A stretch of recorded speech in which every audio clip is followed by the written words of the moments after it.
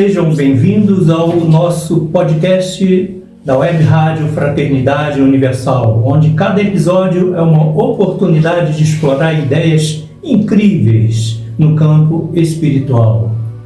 E conosco está aqui o nosso irmão Aurélio, que vai falar sobre a Umbanda Eclética, a Umbanda que nós cultuamos na Fraternidade Eclética Espiritualista Universal, que é a nossa instituição. E com isso eu passo a palavra ao nosso irmão Aurélio.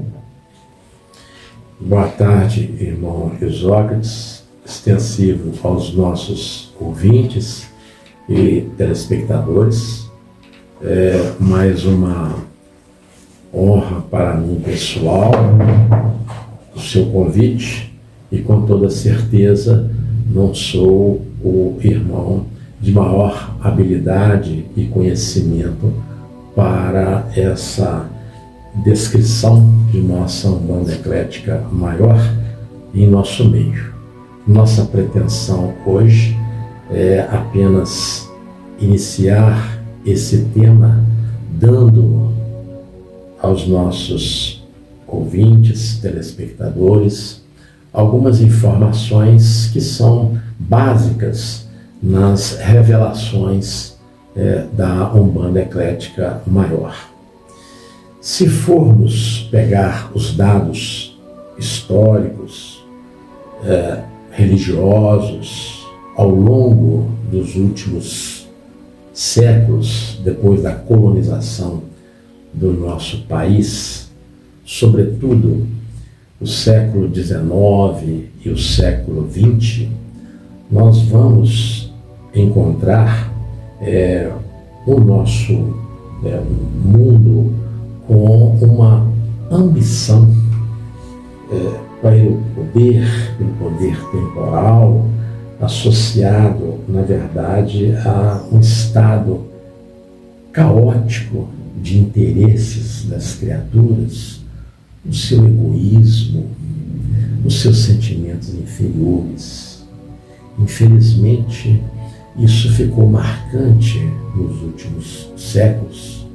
Tem-se até hipóteses de autores que a vinda dos capelinos para cá, aqueles que foram degradados desse planeta, ao chegar aqui, encontraram fantasias, paixões que se envolveram e multiplicaram esses sentimentos inferiores, essa ambição. É como se nós tivéssemos um câncer materialista instalado sobre uma queda, uma deserção dos valores espirituais. E isso, com toda certeza, tem consequência no organismo social, no organismo religioso e até o ressentimento humano nas suas relações interpessoais. E, infelizmente, essas interações, essas intervenções humanas e a sua forma de agir, ela acaba adulterando, dificultando o ensino, a consolidação de tudo aquilo que foi exemplo do Evangelho de Jesus de Nazaré, que traçou um roteiro seguro.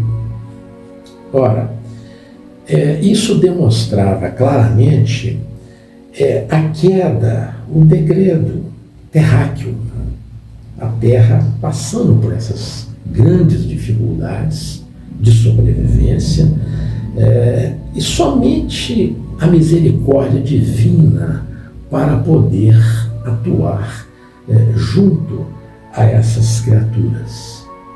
Medidas eram necessárias para a mudança, mesmo que levasse, como estamos assistindo, tempo para uma transição de um mundo com uma qualificação melhor, com os seus agentes, os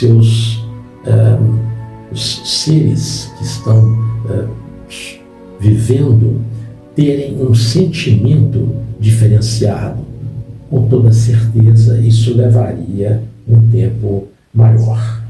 Assim, os planos espirituais enviaram para a Terra alguns instrutores, alguns mensageiros, na busca de atenuar, de aliviar um pouco essa queda, esse degredo terráqueo, digamos assim.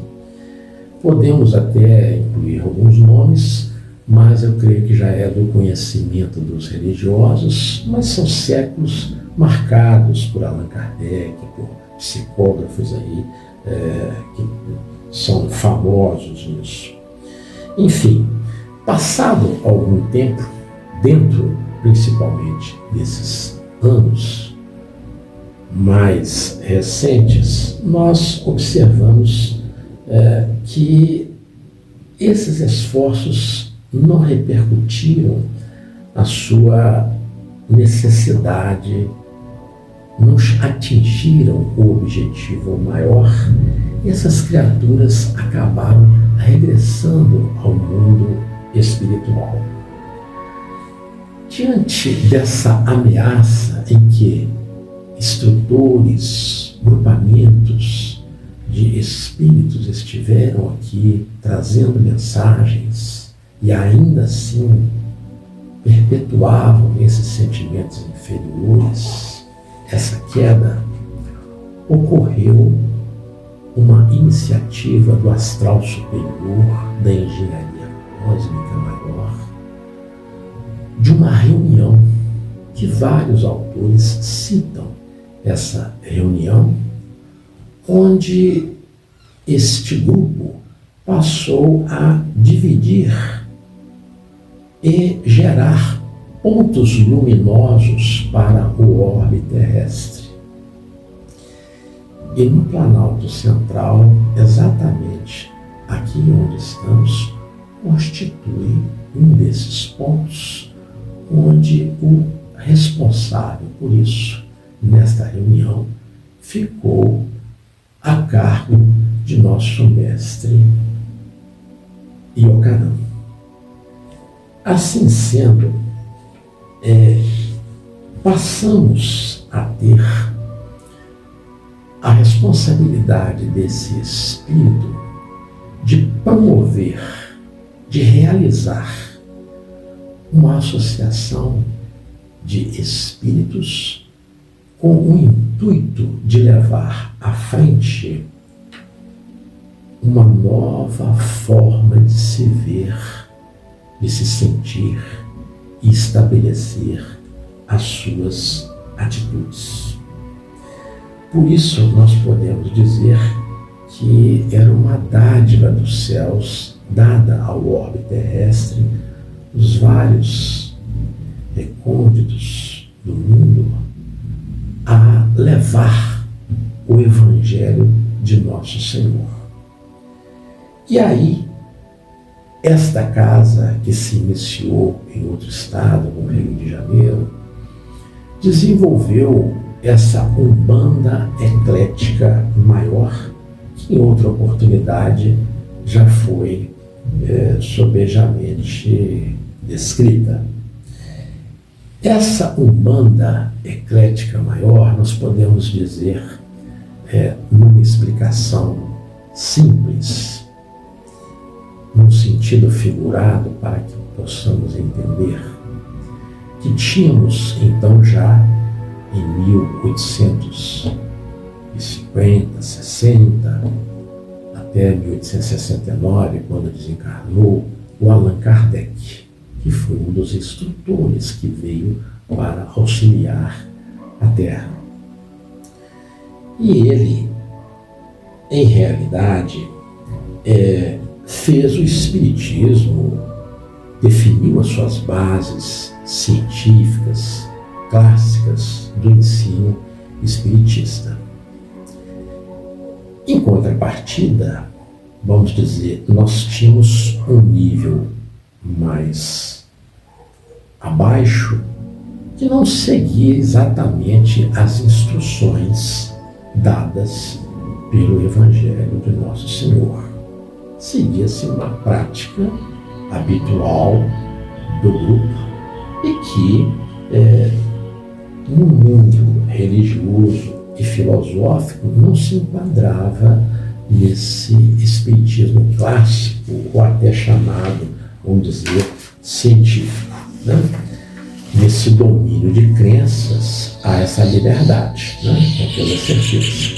A Umbanda Eclética Maior, ela veio ocupar essa lacuna que nós aqui, no sentido figurado, estamos comentando, buscando com isso as ferramentas do espiritismo clássico a ser aplicadas à sua maneira, que vamos comentar algo, para que possa ser então identificada com o Evangelho de Nosso Senhor Jesus de Nazaré. Perfeito. Eu perguntaria ao senhor, por exemplo, o senhor citou lá as datas de meados do século XIX, 1850, 1869, desencarnação de Allan Kardec, mas posteriormente, ainda no século XIX, não teria nascido ali a Umbanda? Já existia a Umbanda e, com toda certeza, havia até diversidades, né? A Umbanda já existia, mas nós não estamos dando foco que a Umbanda Eclética Maior praticada por esta fraternidade. Por isso eu fiz apenas essa menção, mas já existia. Exatamente. Né? Com toda certeza. Porque em 1908 oficializaram, não sei se o senhor tem conhecimento disso, oficializaram o nascimento da Umbanda no Brasil.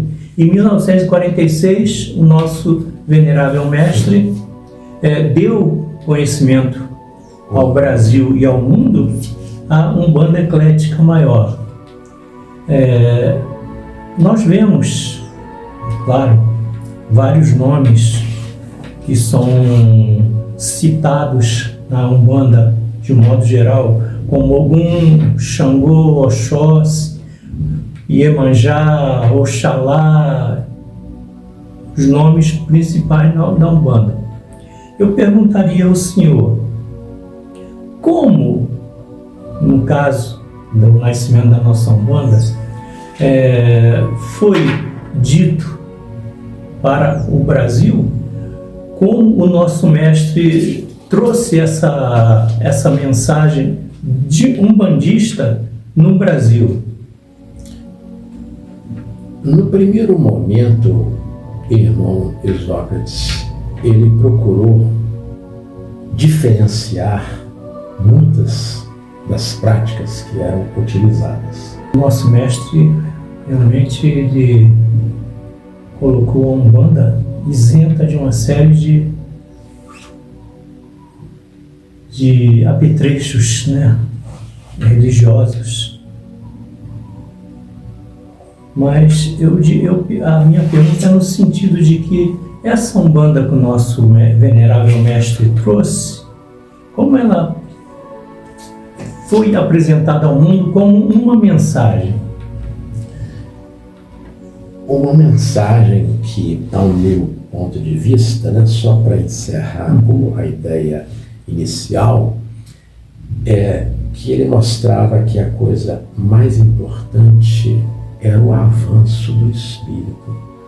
O espírito se desfazer de sentimentos inferiores, dos seus vícios morais e buscar cada vez mais o caminho das virtudes. Que nenhuma dessas preparações seriam necessárias ou daria como consequência a capacidade do espírito transformar os seus sentimentos. Então, na apresentação dele, embora utilizando-se até mesmo desses pseudônimos citados pelo Senhor, ele utilizou muito dos patronos até procedentes da Igreja Católica, que eram os mártires, para comandar legiões de espíritos que levariam consigo esta ideia, que levariam consigo esta mensagem de transformação de cada um, da reforma dos seus sentimentos, sem haver necessidade dessas preparações físicas ao que nós colocamos, e sim uma mudança íntima, um desejo de seguir os ensinamentos de Nosso Senhor. Se formos aqui atrelar aos ensinamentos, basta lembrarmos das bem-aventuranças, é o suficiente para incorporarmos em nós a necessidade de mudança. E isso, se for cada um individualmente, mudaria o coletivo. Então, ele apresenta uma nova proposta para aquele degredo terráqueo que, na verdade, já se tinha vindo de Nosso Senhor Jesus o Cristo há 2000 anos, há 1900 anos, e vão surgindo assim outros espíritos e se associando a essas ideias, assim como instrutores espirituais vão se agrupando, conforme citado até mesmo os de origem, os mártires do catolicismo. E a partir daí cria-se essa nova iluminação com base estritamente evangélica em Nosso Senhor, e que o caminho é o caminho da virtude, conforme já disse a cada um, utilizando as ferramentas do mestre Allan Kardec, utilizando da mediunidade para fazer a caridade, para acolher os necessitados. Assim foi a apresentação dele, abrindo os seus braços e acolhendo os sofredores, todos aqueles necessitados de uma palavra amiga, de um conforto, de uma reforma íntima em cada uma das suas atividades. Vou um pouco além, realizando na sua prática rotineira um instrumento ensinado da própria mediunidade, desenvolvendo aqueles que aderiram ao grupo e entenderam a ideia, a mediunidade da psicofonia, que era uma forma de que o instrutor espiritual poderia passar para o médium um recado, uma mensagem para cada uma das criaturas que estivesse em sofrimento, para que se tivesse uma resignação, uma renúncia, um entendimento que era a réplica ou estaria reforçando aquilo que Allan Kardec já tinha se colocado no século anterior. Ele reproduz, como o senhor mesmo já disse, em 1946, na verdade um pouco antes, ele já tinha a mensagem espiritual para desenvolver, e foi com um pequeno grupo realizando essa obra, codificando essa obra com a base espiritista para ser colocada em prática no momento certo. Tudo com uma base essênica, porque em verdade os essênios antes de Cristo, se formos pegar a sua origem, a milênio, já se trazia o conceito da virtude, do estímulo de cada um, buscar a bondade, buscar o acolhimento, buscar as relações interpessoais serem mais amorosas, mais compreensivas. E isso, infelizmente, apesar de ter crescido muito nas cavernas, principalmente na cidade de Engade, em Israel, ela, 70 anos após o Cristo, os essênios eles foram dizimados. Tentou-se depois um novo grupo formar aquelas mesmas concepções espiritualistas que ali estavam colocadas, ou seja, religiosidade e a religião espírita, que não conseguiram desenvolver, e só mais tarde ele, com bastante base, já feito toda uma escrituração, ele aplicou isso e abriu as portas, então, no Rio de Janeiro, para a nossa Umbanda eclética maior. Perguntaria, por exemplo, nosso mestre fundou em 1946 a Fraternidade Eclética Espiritualista Universal. Além da Umbanda, quais são as outras religiões que são reverenciadas na instituição? É porque nós podemos dizer com toda a certeza que o histórico da Umbanda, que é praticada na fraternidade, leva o sobrenome de eclética por ele desenvolver um ecletismo, onde ele utilizou das inúmeras religiões que existia, visitando, tendo conhecimento, observando, estudando a cada uma e colhendo daquelas que pudessem reunir um grupamento mais significativo que representasse ali as ideias do cristianismo. Então nós podemos citar não só o brahmanismo, o budismo, o próprio hinduísmo, em que ele foi juntando e fez assim um ecletismo. Não estou falando aqui que é um sincretismo, é diferente. Ele não pegou essas religiões e juntou ao ecletismo. Ele selecionou o que cada uma poderia dar de melhor e de bom e de útil a ser absorvido para colocar na prática a assistência aos necessitados, aos sofredores dos males espirituais que cada um de nós carregamos. Muito bem, porque são 46, né? São 69 anos, né? Vai fazer 46, vão fazer 69 agora em daqui, novembro. Que está a cidade implantada, né? Mas tem uns 10 anos. Tem mais de 79 anos, né?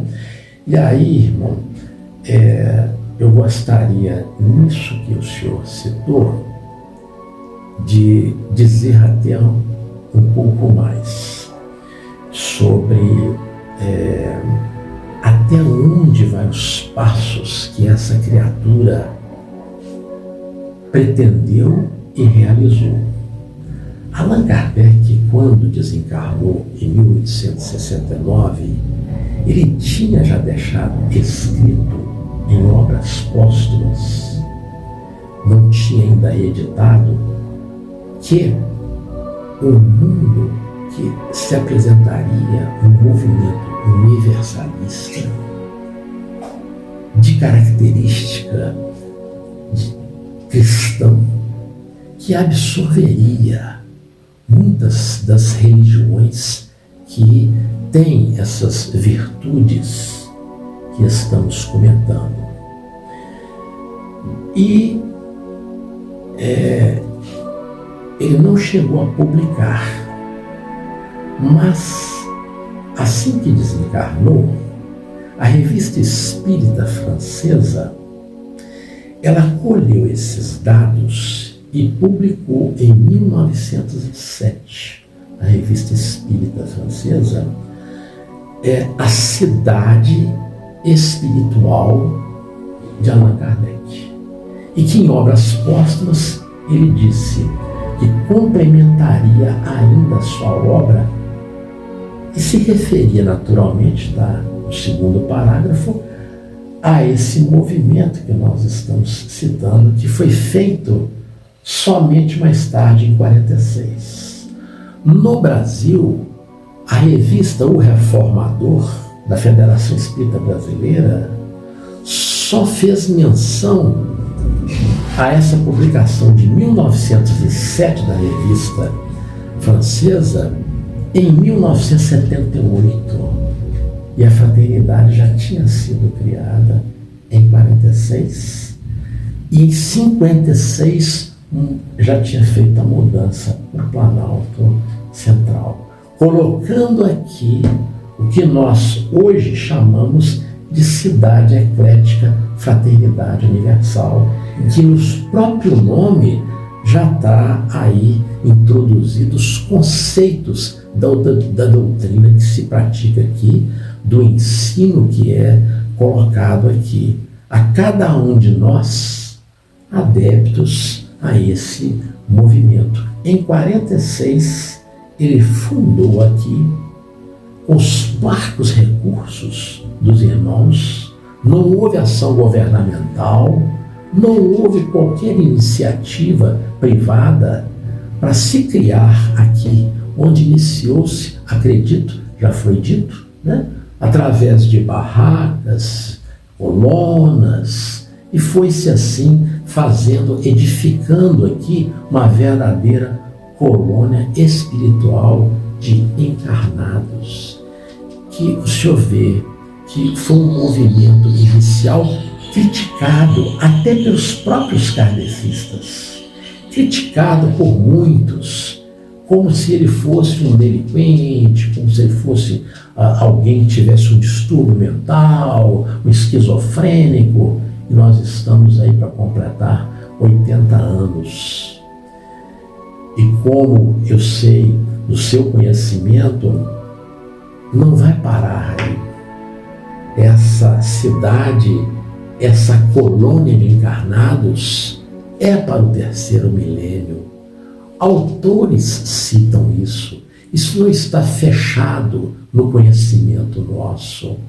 Essa é uma cidade que vai realizar aqui uma mudança na civilização, como outros pontos luminosos daquela reunião que eu fiz menção, buscando trazer a cada um de nós, em toda a sequência dos anos, uma nova geração, um novo grupamento de civilização.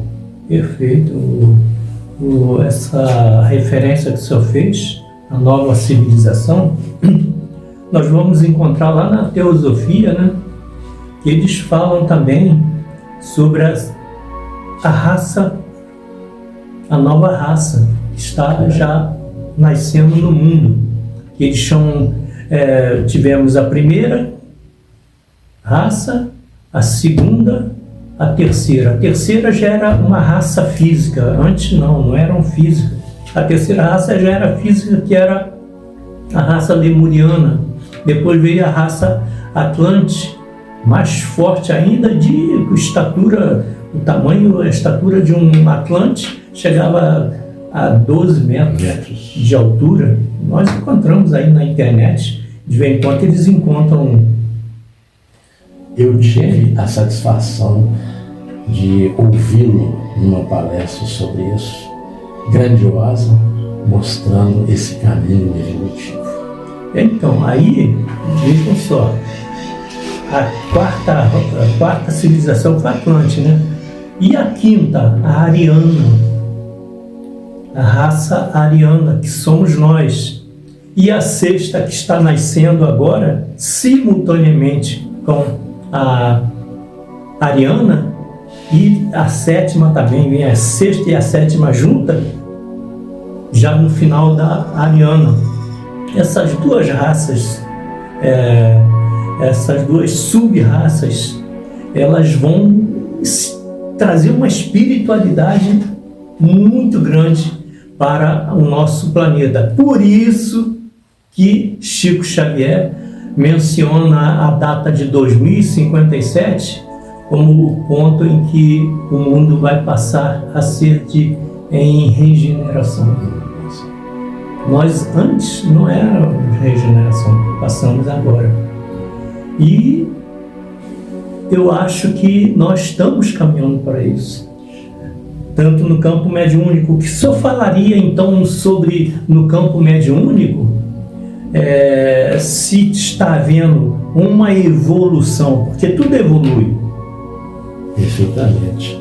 Eu penso, meu irmão, pelo aquilo que tenho acesso de alguns autores, que se fala que essa, vamos chamar de sexto sentido, de propriedade, seja lá a forma que possamos intuição, entender, ou intuição, seja lá a forma que nós podemos entender, ela será muito maior, como se fosse uma antena capaz de captar ondas maiores do que o habitual em que se tem hoje na mediunidade normal, praticada. Então, imagino que a citação dos autores é nesse sentido, evoluindo a nossa capacidade de sensibilidade e de percepção de fenômenos, né, de atitudes, de forma de reações, né, de educação nossa da casa mental. Com toda certeza. Eu só gostaria que, antes do senhor, o senhor não esqueça, por gentileza, o que o senhor vai citar, mas existe uma coisa aqui muito bonita em que ocorreu com a Umbanda Eclética Maior, porque reuniu-se nesse ecletismo uma visão que eu diria assim legítima da Umbanda Eclética, nos aspectos em que mostram no simbolismo a simplicidade. Então se apresenta como caboclo, preto velho, não se apresenta aqui com nomes elevados, famosos, que foram historiadores, que foram... Não, ao contrário disso.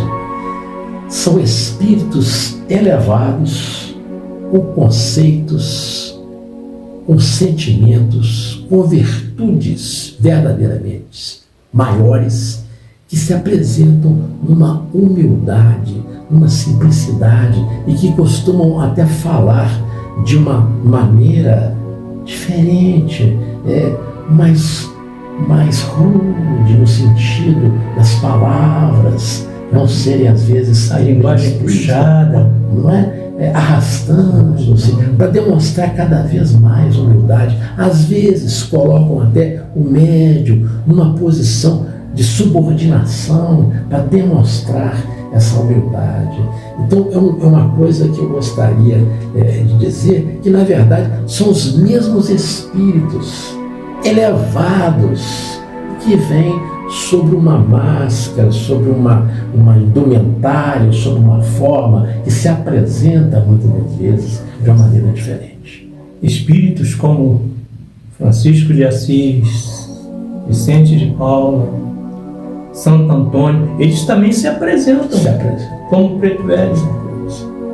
Isso é citado pelo nosso venerável. Exatamente. O senhor vê que é assim, uma legião, é um exército, né, de Deus, um comando realmente de algo maior, né, bem maior. E que veio dessa reunião que eu citei no princípio e talvez não dei a ênfase necessária desses pontos luminosos, todo articulado um programa de crescimento para que essas raças que o senhor aí acabou de nos ensinar pudesse chegar nesse nível de percepção. Senão a nossa grosseria das ambições do dia a dia do mundo, como que ocorreria essa transformação, essa ruptura de cada um de nós com aquilo que nós valorizamos do material para ter um lado espiritualizado, para termos uma elevação dos nossos sentimentos, uma reforma verdadeira dos nossos corações, daquilo que nós julgamos que possa realmente servir a alguém, um aprendizado de renúncia própria de nós, de uma elevação de um sentimento de compaixão para o outro, de tolerância, de compreensão.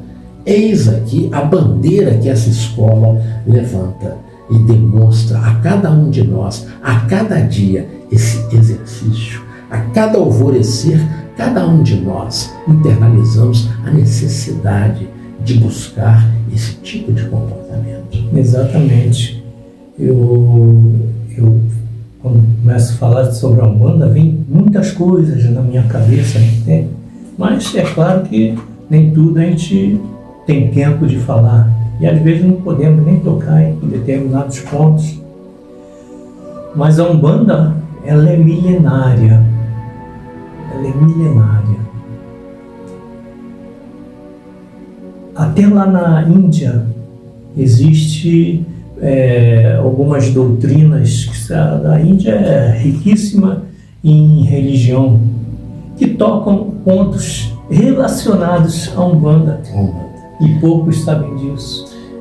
Irmão, eu tive a oportunidade de ler alguma coisa, e que é citado por Allan Kardec, é citado pelos autores, sobre os Vedas, que iniciou lá na Índia, há 6.000 anos antes de Cristo. Deixa eu ver, eles já vislumbravam exatamente a mudança comportamental nossa, de sentimentos, o senhor acabou de falar, já existia esse movimento, só que ainda, talvez para um grupo menor, enrustido, né, que não tinha muito como expandir, que vivia sob júdice de uma atividade ainda primitivista na época, onde o maior queria vencer ao menor. Isso veio em crescente. Se nós pegarmos aí outros grupos ligados a esse mesmo movimento, né, o próprio Velho Testamento traz muitas informações a respeito disso, né? Até que nós chegamos ao ponto que eu considero o marco dessa história, né?